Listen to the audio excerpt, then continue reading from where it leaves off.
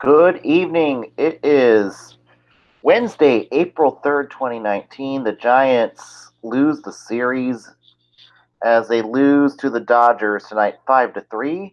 This is Giants Roundup. You can follow on Twitter, Facebook. Most importantly, please be kind and hit that subscribe button.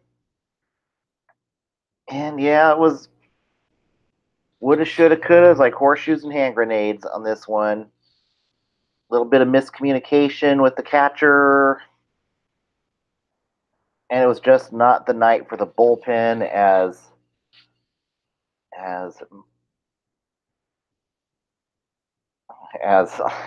Maranta and Watson not having the greatest of nights pitching.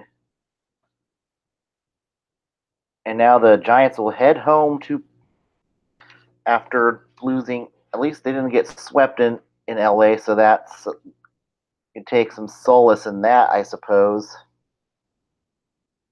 But Maranta takes the loss, and taking the win is Scott Alexander.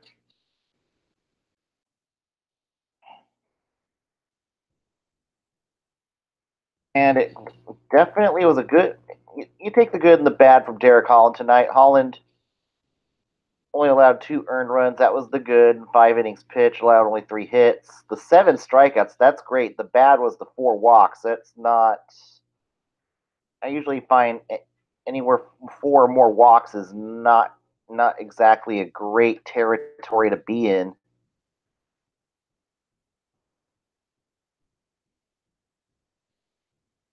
But that's how I feel though. Is four plus walks is just not a good, not exactly a good territory.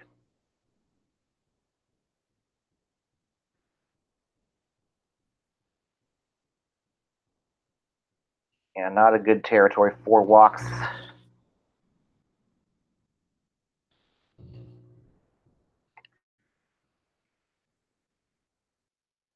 And Ross Stripling, the Giants actually got to him for 3 earned runs tonight, 1 walk, 3 strikeouts. But it was the Dodger bullpen that was actually good for once, and the Giants bullpen was actually bad. Dyson was good. Moranta surrenders 2 earned in 2/3 innings pitched. Watson surrenders 1 earned in 2/3 of an inning pitched.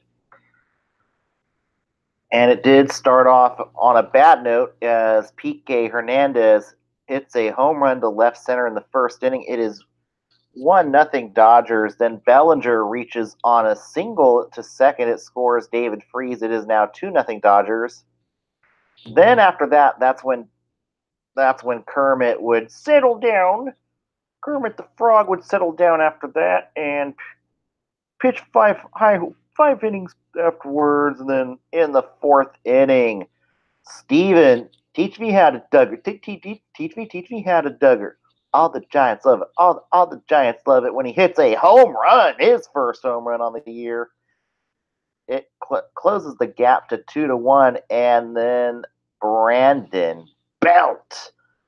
Brandon Belt hits one to right field, his second home run of the year. It gives the Giants the lead until the seventh inning when we had a little bit of a snafu with the communication between Reyes Maranta and Eric Kratz tonight. So I kind of can forgive Maranta for this. I'll give him a little bit of a pass because it was definitely some communication issues with Maranta and Kratz tonight, and that's something they've got to iron out. But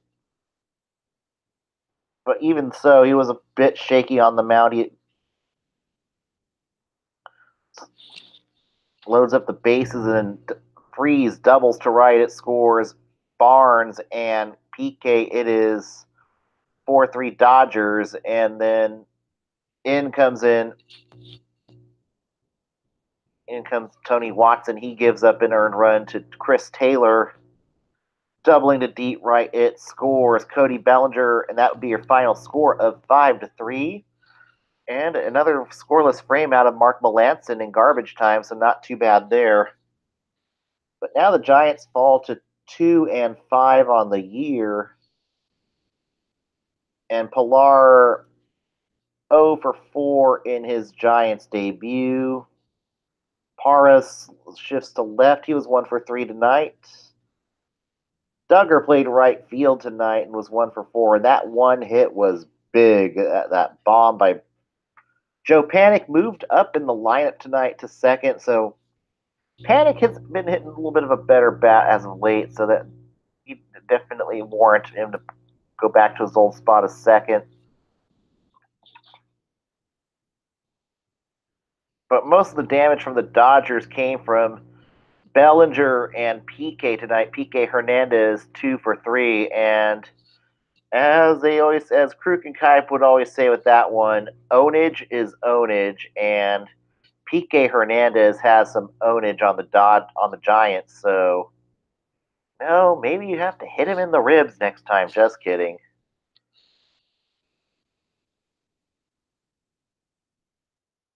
But yeah, Hernandez has definitely had ownage on the Giants the last few years. Then Kenley Jansen picks up the third save on the year. But now it's on their way. But the good news for the Giants, they head home to Oracle Park. That's the good news. The bad news is that there is potentially rain in the forecast for their home opener against the Tampa Bay Rays. So we shall see if the Giants are able to actually get a game in or not with the weather the way it's supposed to be tonight. So that's the way the weather's going to be Friday, so that's going to be an area of concern there.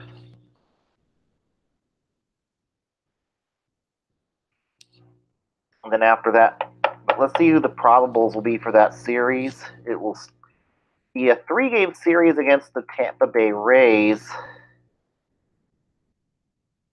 The right side here. I want to look at the probable matchups for that series.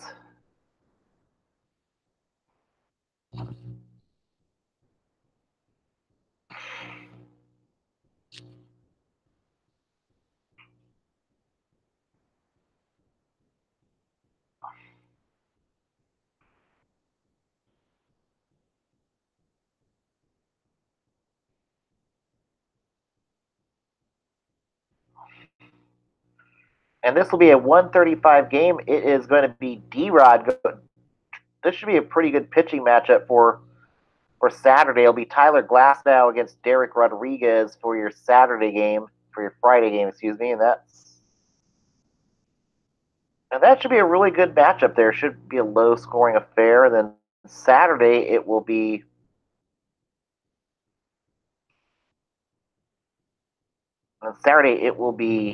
to be determined. So it's very likely Saturday the Rays are likely to use the opener strategy against the Giants on Saturday against Jeff Samardzija, who's definitely looking to back up a good quality start last time, and as he's trying to get to a healthy Samardzija in 2019.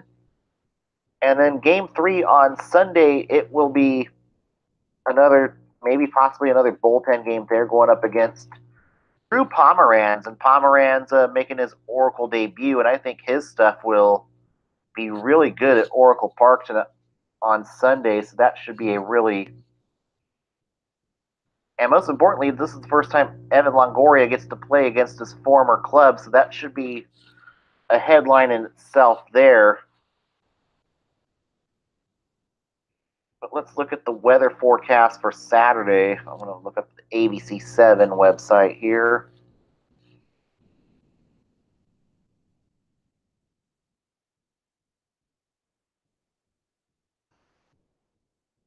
It's looking like rain and windy on Friday. And I'm going to see if there's a future cast going on without me getting. But let's see what Spencer has to say. But there is certainly. I'm curious to see if there is.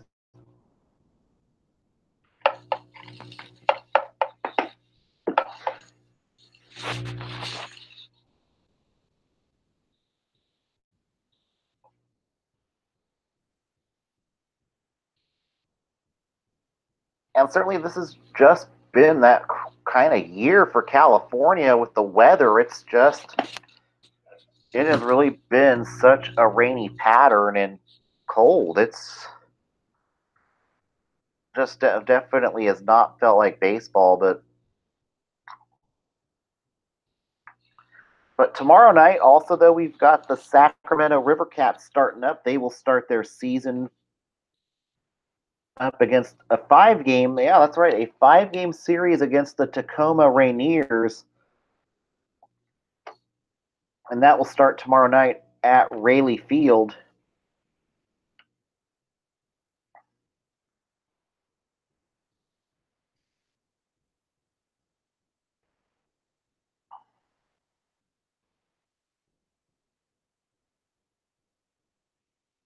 And then this is looking like, okay, it looks like this is going to be a number one storm according to ABC7. So it's going to be maybe light to moderate showers. Rainfall less than 3/4 of an inch. So maybe I think this, if I had to do a weather forecast for Friday's game, let's see what the future cast is holding for, let's see what Spencer's future cast, where are you when we need you, Drew Tuma? Okay, it's looking like their future cast is not going into Friday. Okay, here we go. Friday, 7 o'clock. It looks like it's going to be.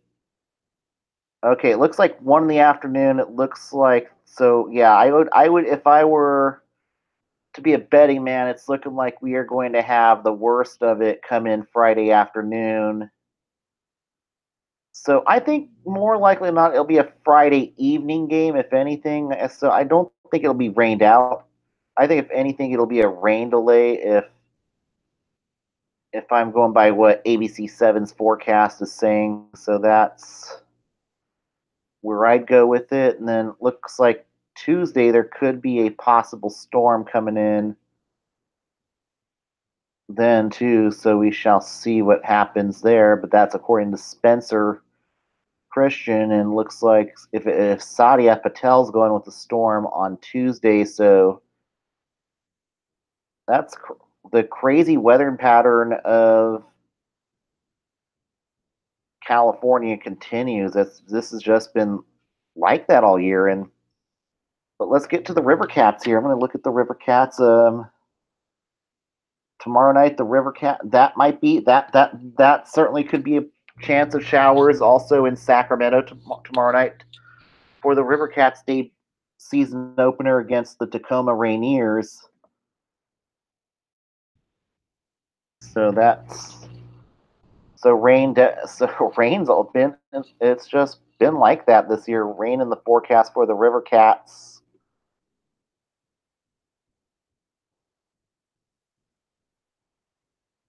And we'll see I think Sean Anderson is likely going to be your opening day starter for your River Cats at Rayleigh Field. And there's some interesting. You got Mike Gerber, who I think could be a prospect to watch, especially if Connor Joe continues to struggle down on the farm. So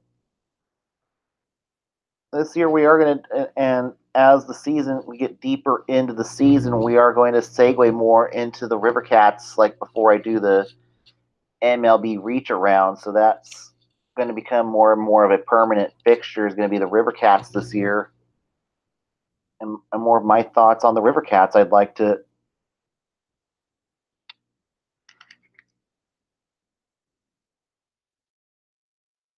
And this would be okay. It's Thirsty Third. Okay, it's tomorrow night, 7:05 at Rayleigh Field. That will be your opening day game. And this, I think, Sean Anderson will be your starter. And Friday, Orange Friday. Yeah, they're doing Orange Friday. Then after Tacoma, they go on the road to Vegas for 3, and then go to Salt Lake before heading back home to play Vegas and Salt Lake the following weekend. So there you go. But certainly, I think this could be a fun year for the Baby Giants. You've got Ray Black down there. We'll see if Andy Suarez can be any better in Sacramento. What he learned there. Tyler Beatty. He looked better in spring training, so that's another guy to watch in Sacramento, and Aramis Garcia, who I think I'm going to segue into our next segment of the show, which is Off the Rails. This is something new I'm going to try to do every night. Off the Rails, this is a post on social media I've seen that I've kind of think it's an overreaction post. And fans are getting concerned about Buster Posey sitting out of tonight's game. I think that is certainly an overreaction. It's yeah, Posey's kind of struggled at the plate. I'm not too. It might be, I'd say, pause, not panic. Maybe if anything, maybe move Buster Posey a bit down in the lineup. I think that would not hurt him. I don't think he's a cleanup hitter at this point of his career, and he's still just barely rehabbing from hip surgery. Give it a few more weeks before we start talking about maybe putting him on the injured list or anything. That is, and you're going to get what you're going to get from Posey this year. It's very hard to come back from hip surgery, and it's essentially this is essentially rehab still for Buster Posey. So I'm not too concerned about it. And if he does have to maybe go on the injured list and rehab it, you have a very capable catcher in Aramis Garcia, who's going to get some regular at bats, and maybe he can cut down the strikeouts in Sacramento. But he's certainly capable of splitting reps with Eric Kratz in the squat if needed. I, I would say that Aramis Garcia is the world's okayest catcher, so you don't need to panic there. If I'd say just give Posey some time, and the Giants are just going to be very protective of his hip. That's how you do it, and he's not going to catch. I don't see him as an everyday catcher anymore. You've got Joey Bart down in San Jose, who we'll see how quick he jumps up the ranks of the minors. He had a really great spring training. I think he's going to tear the cover off the baseball in San Jose. So you've got Joey Bart, you've got Aramis Garcia. There's nothing to worry about, and I think it's just the beginning of the end of Posey's catching days, and he's had a great career, and just enjoy the ride. It's very hard to come back from hip surgery, and just give him a few more games to see if he can find his swing or not. And if not, then you can put him on the injured list, give him a rehab assignment, go rehab, and you've got extended spring training where you can go rehab. You can go rehab in Sacramento or whatnot,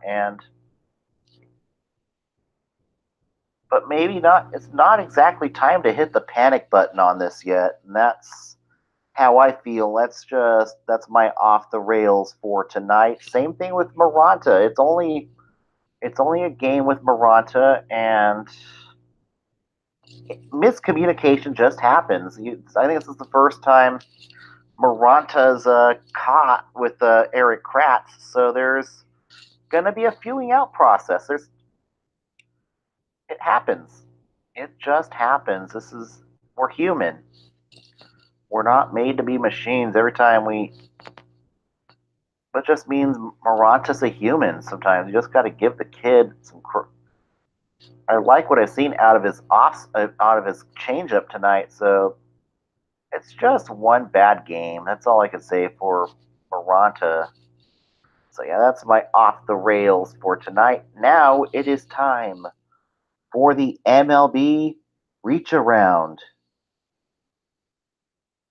We are going to start in Cincinnati, where the Brewers sweep the Reds by winning 1-0. Frandy Peralta pitches 8 scoreless innings, strikes out 11. Luis Castillo, the hard luck loser in this one, going 7 innings strong. The 4 walks, not great, but the 9 strikeouts, that is great. But yeah, hard luck loser, 1 earned run, and he cannot get the win. In a slugfest in DC, the Nationals beat the Phillies 9-8. Yep, the Phillies are not going 162-0 this season. Sorry. Time to fire Kapler. Just kidding. Anthony Rondon goes 3 for 4. Juan Soto goes 3 for 4. Bryce Harper 2 for 2 with 3 walks in this game. And Zimmerman with his first home run of the year. Rendon a home run. Soto a home run.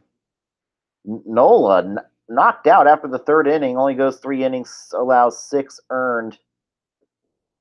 Anibal Sanchez 4 earned. 4 walks in 4 innings pitched. Barraclue gives up an earned run in 2/3 of the inning pitched. Trevor Rosenthal 2 earns without recording an out. In Cleveland, the White Sox beat the Indians 8-3, taking the win. Carlos Rodon, Corey Kluber pounded for 4 earned in 3 1/3 innings pitched. Carlos Santana goes 2 for 4. Luis Garcia 4 for 5. Jose Abreu 2 for 5. Yoan Moncada 2 for 3 with a home run. And yeah, 6 runs, 4 earned in 3 1/3 innings pitched. Just it happens. In Tampa Bay, the Rays lose to the Rockies 1-0. Wade Davis takes the win. Chaz Rowe takes the loss. Tommy Pham goes 2 for 4. And the big difference, a walk-off home run in the 11th inning by Chris Iannetta to score the only run of the game. In Kansas City, the Twins beat the Royals 7-6, taking the win. Trevor May. Taking the loss, Willie Peralta.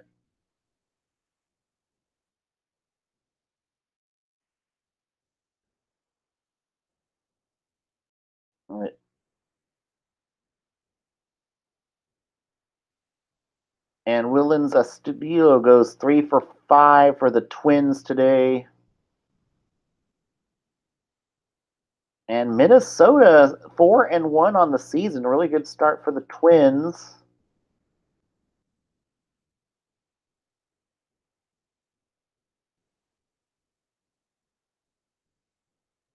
In San Diego, the Padres salvage a game, beating the D-backs 4-1, taking the win.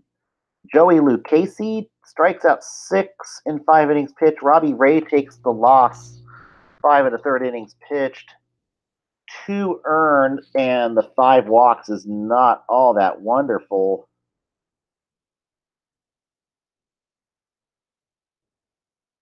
In the Bronx, the Tigers beat the Yankees 2-1, and the injuries keep piling up for the Yankees as Troy Tulowitzki goes down with an injury, leaves the game, and so definitely not good news for the Yankees as injuries starting to pile up, and you've got Giancarlo Stanton hurt, so Brian Cashman may have his hands full. Matt Boyd, the starter today for the Yankees, strikes out for the Tigers, and he strikes out 13. Yeah, Matt Boyd starting for the Yankees strikes out 13, and then Buck Farmer takes the win for the Yankees. That doesn't look right. Yeah, it doesn't look. Yeah, Boyd takes the win for the Tigers. That is. Loizaga takes the debut for the. Yeah, the ESPN thing is really messed up on the Yankees game, so forgive me for that.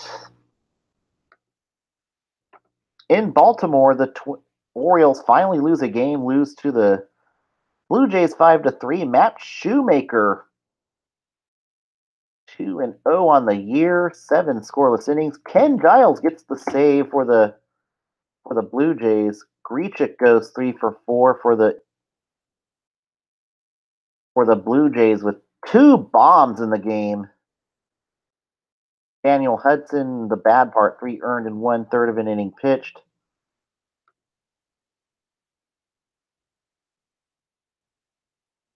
And then Wotherspoon allows 3 earned in 2 innings pitched.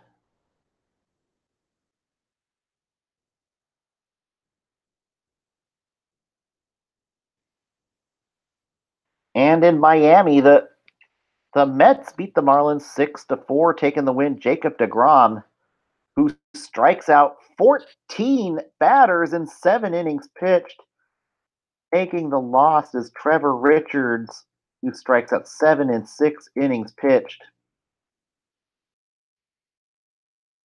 And Luis Avilan, 3 earned in 1 inning pitched.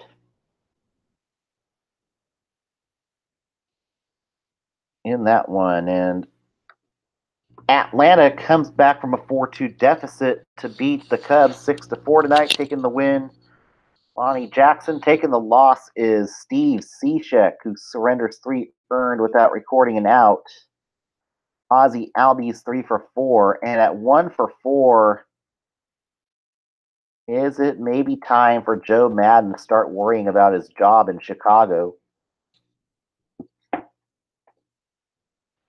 I'd say maybe give it a little more time, but the bullpen's not been good for the Cubs, and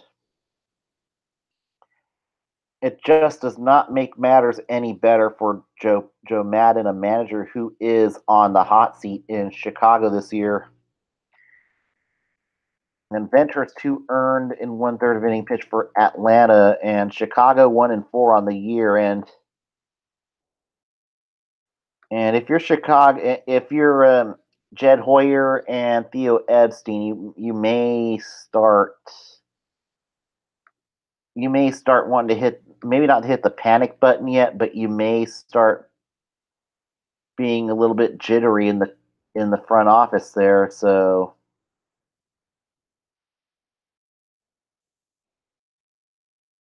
we shall see where they are after the month of. I think he's got a little. I think the leash is about to get really tight for Joe Maddon at this point, so he cannot afford to. Things need to turn around by the end of April, or I think he could be out of a job there. In Pittsburgh, the Cardinals beat the Pirates in 10 innings, 5-4. Taking the win is John Gant. Taking the loss is Nick Birdie. And Dakota Hudson picking up the save for the Cardinals tonight. Adam Frazier goes 3 for 5 for Pittsburgh in this game. Josh Bader, his second home run of the year. Paul DeJonge home run. St. Louis at 3-3. Pittsburgh at 1-3. In Arlington, the Rangers blank the Astros 4-0. Astros starting 2-5 on the year. There's still plenty of baseball for them. Mike Minor, 7 scoreless innings. Garrett Cole, 3 earned. 9 strikeouts in 6 innings pitched. Just no run support tonight. And Mazzara goes 2 for 4. Hunter Pence with an RBI. Hunter Pence going 1 for 3 tonight for the Rangers. So Hunter Pence definitely feeling comfortable out there. Josh James, former Fresno Grizzly Josh James, coming out of the pen making his debut for the Houston Astros tonight. So good luck to him. He was two innings, 1 earned. And on the other side of the Bay Bridge tonight in the Coliseum, the A's lose to the Red Sox 6-3. Matt Barnes takes the win. Fernando Rodney shelled for 3 earned in 2/3 of an inning pitched. End up taking the loss. And then Blake Sweetheart goes 3 for 5 for 4 for Boston. Laureano hit the second home run of the year for the A's. And Marco Estrada 5 1/3, 3 runs, 2 earned. Nathan Eovaldi 3 earned in 5 innings pitched. Yeah, it was just Fernando Rodney unraveling. It just cost the A's the game tonight. We'll be back on air maybe Friday. We shall see. I think it'll be a night. It'll end up being more of an evening game if the weather holds where I think it's going to be. But I don't think it's going to get rained out. But everybody have a dry Thursday and Friday, and 90 wins, 90 losses, 100 wins, 100 losses. Forever Giant will be. Good night, everybody.